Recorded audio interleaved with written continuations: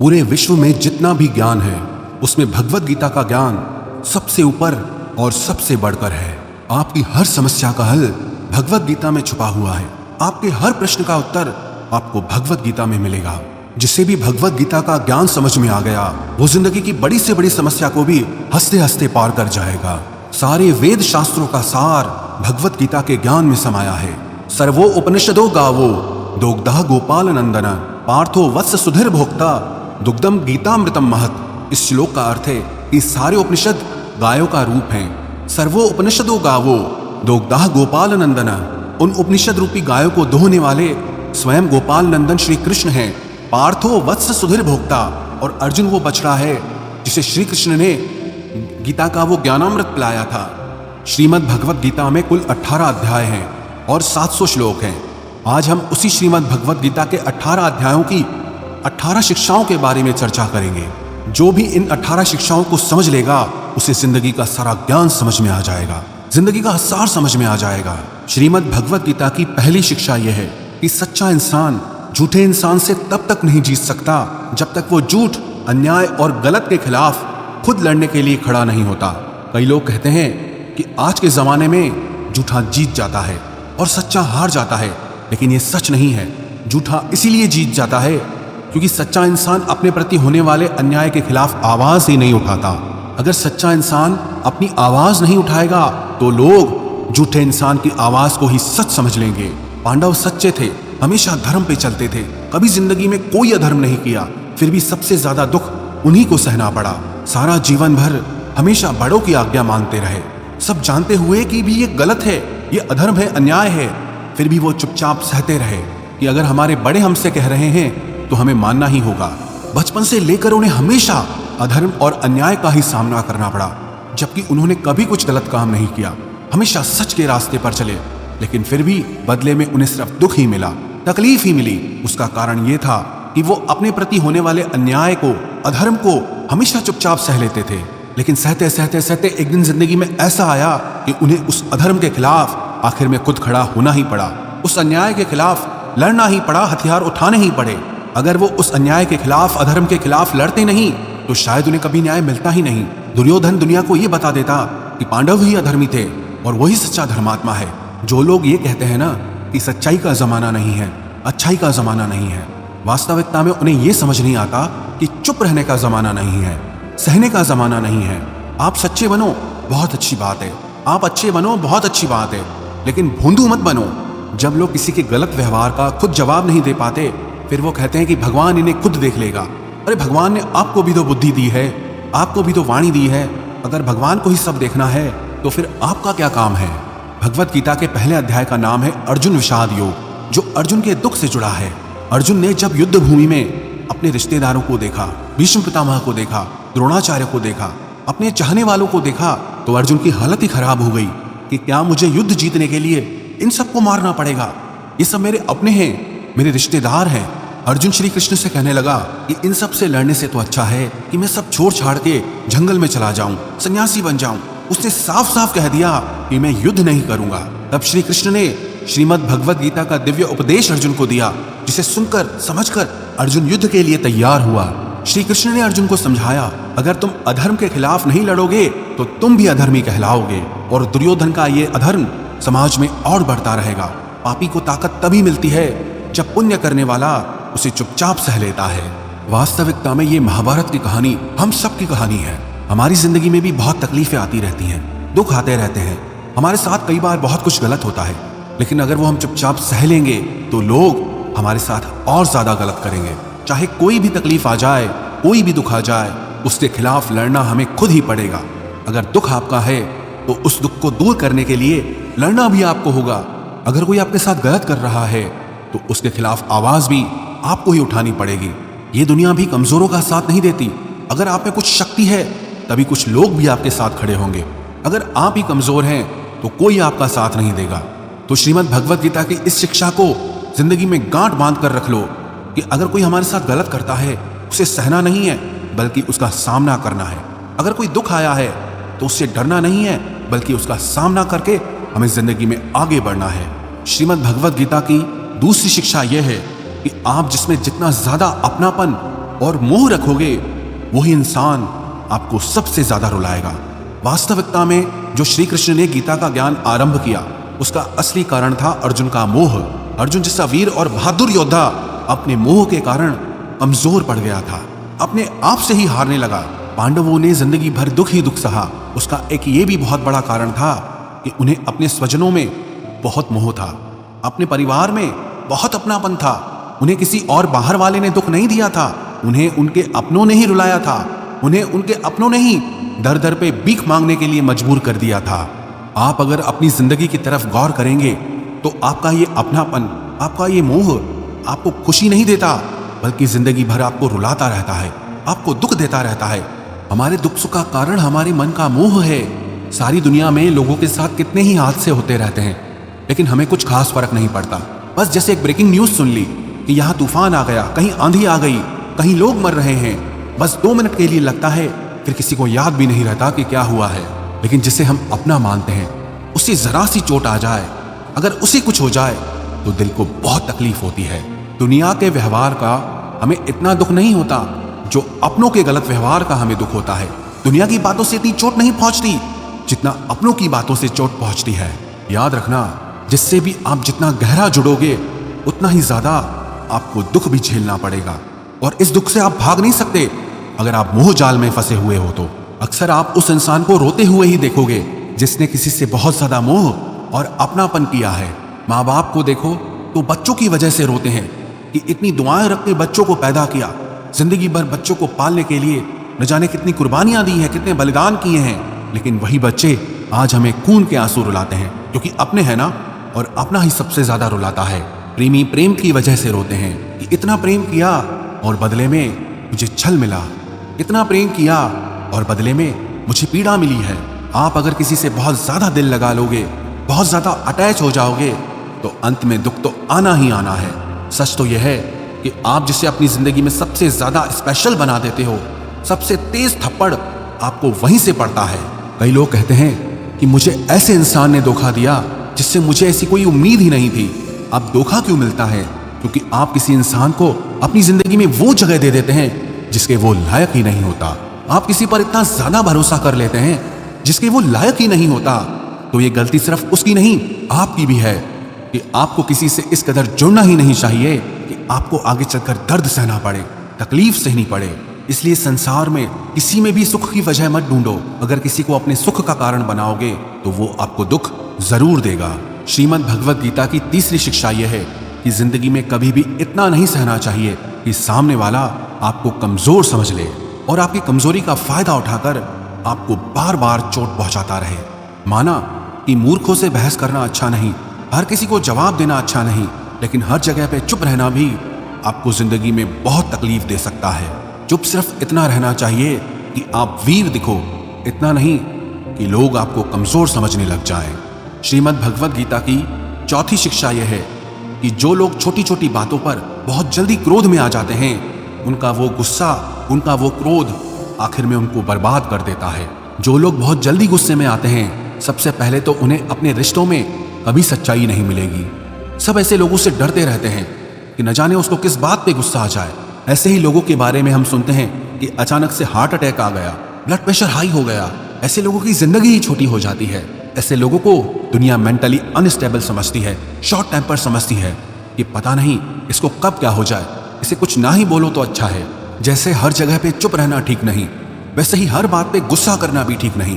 कहाँ चुप रहना है, कहाँ बोलना है, इन सब बातों का ज्ञान, इन सब बातों का विवेक श्रीमद् भगवद गीता सिखाती है। श्रीमद् भगवद गीता का 5वां उपदेश यह है कि किसी भी चीज का अत्यधिक सेवन नहीं करना चाहिए। किसी भी चीज को इतना ज्यादा यूज मत करो कि आपको उसकी आदत लग जाए, आप उसके एडिक्ट बन जाओ। चाहे वो नशा हो, जुआ हो, ज्यादा खाने की आदत हो, ज्यादा सोने की आदत हो, या सारा समय पलंग पे पड़े रहने की आदत हो, या बहुत ज्यादा मोबाइल चलाने की आदत हो, या दिन भर टीवी देखने की आदत हो।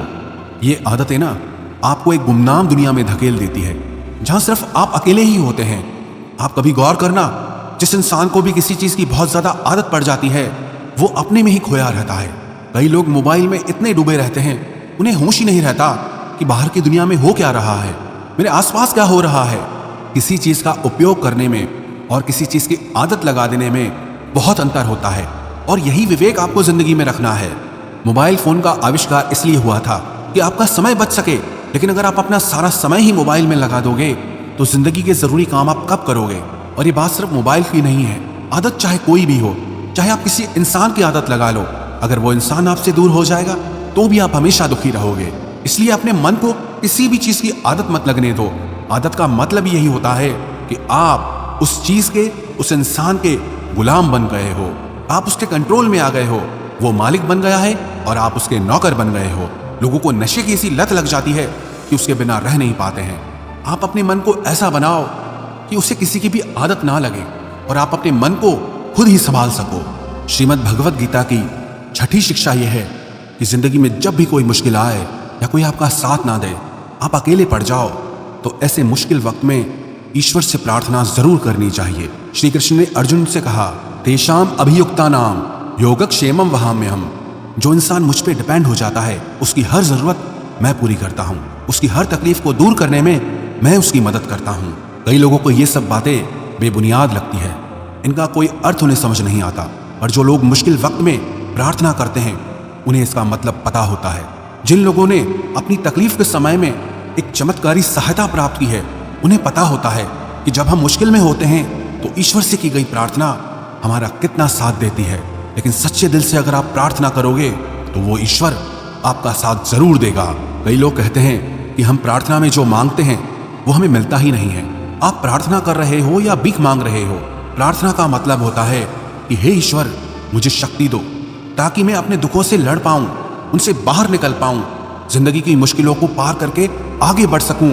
प्रार्थना का सीधा सा मतलब यही है, आपको आपके दुखों से पार निकलने का मार्ग दिखाते हैं, दुखों से पार निकलने की शक्ति देते हैं, और कई बार तो न जाने किस रूप में आकर के आपकी सहायता भी कर देते हैं।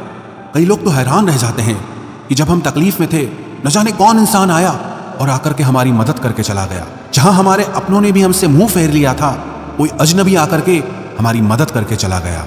ये सब आपकी प्रार्थनाओं का फल होता है कि जब आप तकलीफ में होते हैं तो वो ईश्वर आप तक वो सहायता किसी न किसी तरह से पहुंचा ही देते हैं। इसलिए जिंदगी में जब भी कोई मुश्किल वक्त आए उस समय पे ईश्वर को प्रार्थना जरूर करनी चाहिए। श्रीमद् भगवत गीता की 7वीं शिक्षा वो बहुत प्रसिद्ध है, जिसे सब लोग कहते सुनते रहते हैं, लेकिन उसका अर्थ किसी को समझ नहीं आता कि कर्म करो और फल की चिंता मत करो। इसका मतलब ये नहीं है कि जो मन में आए करते जाओ और कहो कि जो होगा देखा जाएगा, अभी तो मजे कर लो।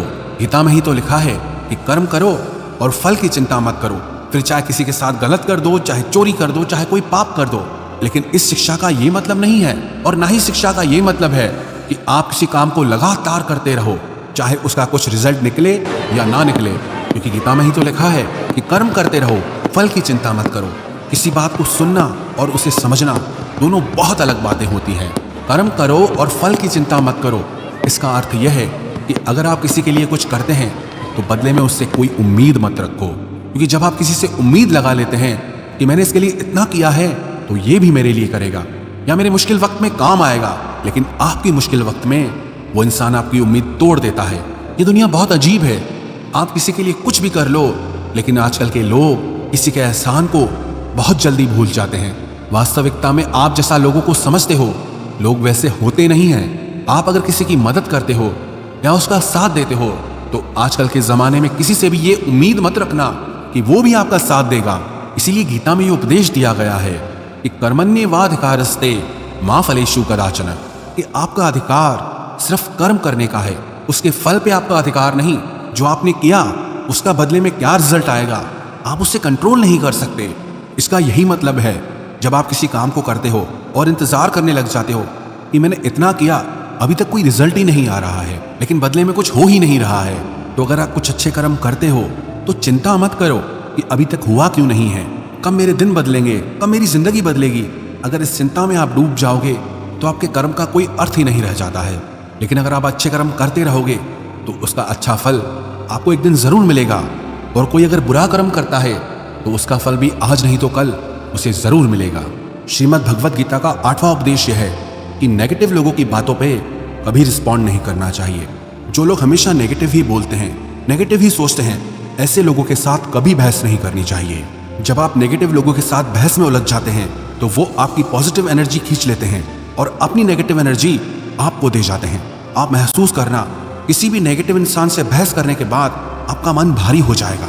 आप खुद को दुखी और परेशान महसूस करेंगे, क्योंकि आपकी पॉजिटिव एनर्जी वो लेके चला गया और अपनी नेगेटिव एनर्जी वो आपको देकर चला गया। तो जो इंसान हमेशा सबके लिए बुरा ही बोलता है, हमेशा सबके लिए बुरा ही सोचता है, ऐसे लोगों को पागल समझकर उन्हें छोड़ देना चाहिए। ऐसे लोगों से बहस करके आपको सिर्फ तकलीफ ही मिलेगी और कुछ नहीं मिलेगा। श्रीमद् भगवत गीता का 9वां उपदेश है कि जिंदगी में कभी किसी के भरोसे मत बैठे रहना कि ये मेरे काम आएगा, ये बुरे वक्त में मेरा साथ देगा, ये मुश्किल समय में मुझे संभाल लेगा। जो लोग किसी के आसरे बैठे रहते हैं ना, वो मुश्किल समय में हमेशा अकेले हो जाते हैं। इस दुनिया में कोई किसी का सगा नहीं है।